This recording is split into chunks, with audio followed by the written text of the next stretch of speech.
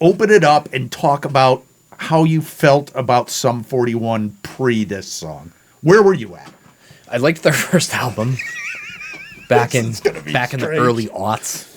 But their shtick kind of wore thin with me very, very quickly. Yeah, I mean, it's a very thin shtick they were on. But this is it. They're done after this. They've said maybe.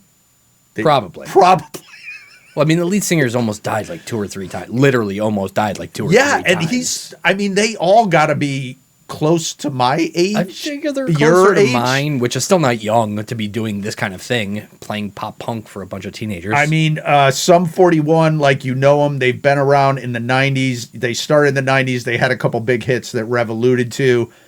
I mean, up until... I think I could still go word for word on Fat Lip. Could you? Probably. So, up until September 27th of last year when this came out, I had already assumed that they were done and not doing anything. Because I was, like, I never thought about them, but if someone... It's easy not to. Yeah, if someone said, hey, how about Sum 41? I'd be like, oh, yeah, they were around in the 90s, maybe early 2000s, and that's it. They were done.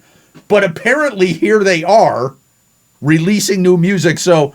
Did you get anything good from what AI told us about Sum 41? We know they're from Canada. Yes, check. They gained prominence in the early 2000s. We covered that. Yes.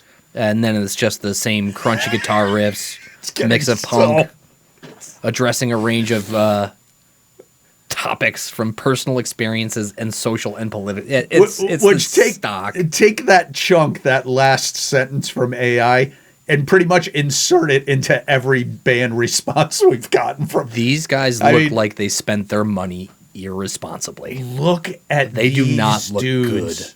I mean, it's, and I don't want to knock them, and I don't, but for me, it's almost like the Avril Lavigne thing. Yeah, it's like they're still making good music. This song is great. I've heard it a ton of times, but it gets to the point where you've kind of aged out of that lane. I think.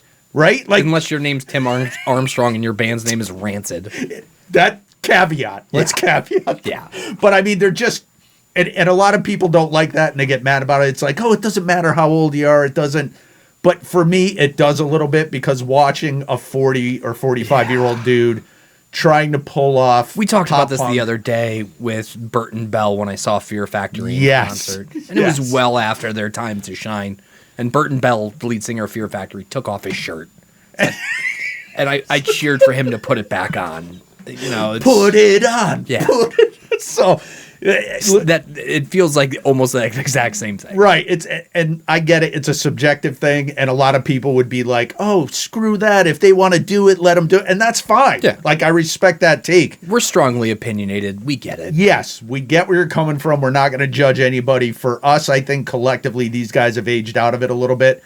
Visually, they've aged out. Visually. Let's see if musically they've aged out. This one's called Landmines. Have you watched this one? I have not. Okay. So they're starting with a bunch of 16-year-old Canadian skateboarders. Oof.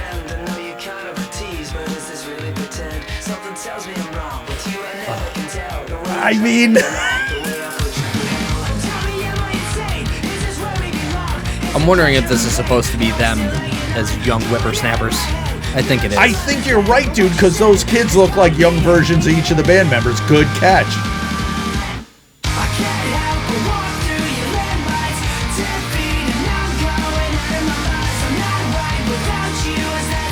Hold on. That's not the original drummer. Definitely not. No. But I think most of the rest other of the band three is are. consistent. Yeah, I agree.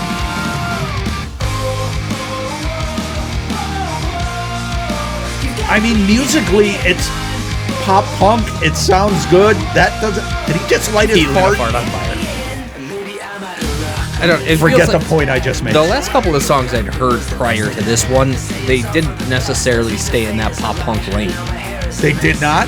I don't think. Oh, they did release a couple of tracks that were heavier. Yeah, heavier. Yeah, I remember that. Which I liked because it showed some maturing and a little bit of range. Yeah, because. If you're doing, and we've never judged anybody for staying in the pop punk lane, but that's limiting your range. It's pop punk, right? Oh, they're playing a high school dance now. Yeah, 98. So these guys have to be my age. Yeah. He's got to button that shirt up a little, dude. It's unsettling. See, where do these guys go after Sum 41 is done, though? Coach a kid's soccer team? I don't know, dude. Do they get a job? Do they need a job? Yeah, I mean, have they done well enough to go be session musicians? Also a good option. I don't like this.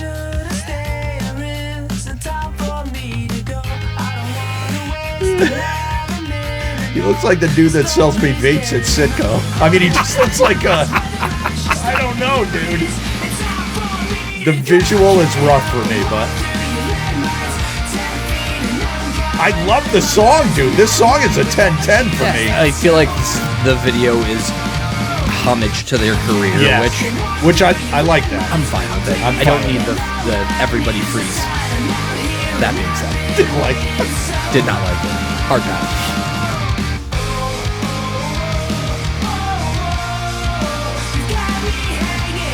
And one thing you could say after a band like this has had a career of 20 plus years, it looks like they're all still collectively into it. They look vested to me, and I love that energy from them. And I don't know how much of it is genuine and how much of it they just manufactured for the video. And I really don't care. It struck me as they were vested in it. Yeah. And dude, that song slaps. That's like perfect pop punk for me. I just hope everybody had fun. The visual. I don't know that they have made enough. What could you see them doing post Sum 41? I think, I don't know. I'm guessing they're huge in Canada. So maybe they just don't tour anymore and just release albums. Because I think the tour that they're either embarked on or are about to embark on is their farewell tour.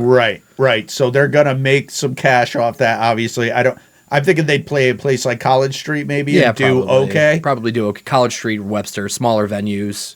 And the good thing about good thing about a band that's been around that long is obviously they're going to have a section of people that have been on since day one and are older now, hardliners.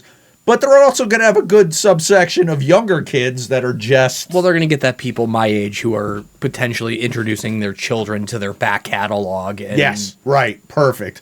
I don't know. Listen, Sum 41, again, they've been around forever. Regardless of how you feel about their physical appearance. I mean, good for them. Good for them. Go check them out in concert. Buy a ticket. This might be the last hurrah. And they're looking to pop up that 401k. Go out with a bang. Hit them up in the description. Buy some merch. Rev. Like and subscribe. That's a wrap. That's it. That's a wrap. That's really good.